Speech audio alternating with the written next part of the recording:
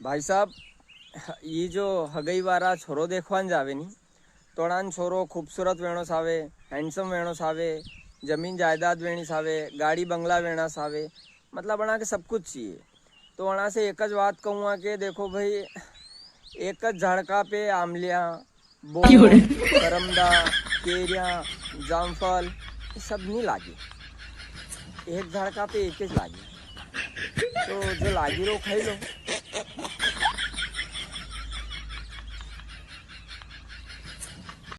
बेटी बचाओ बेटी पढ़ाओ, और बेटा ने भैंसा चराओ, पोटा नाको, रसको काटो, गौ सड़ा काटो, सोयाबीन काटो, पाणता करो, फुकलो भराओ, ऊपर की रहे तो दो चार गार भी होनो।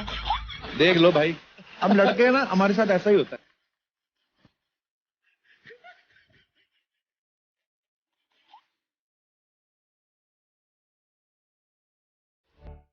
भाई साहब, कल मारा स्वर्गीय बादशाह को मिस कॉल आयो, मैं पाछो लगायो तो ये कह रहा बेटा जीवन में जितना पाप करना है नी कर लो, दबा के करो, क्योंकि यह नरक में जगह ही नहीं है।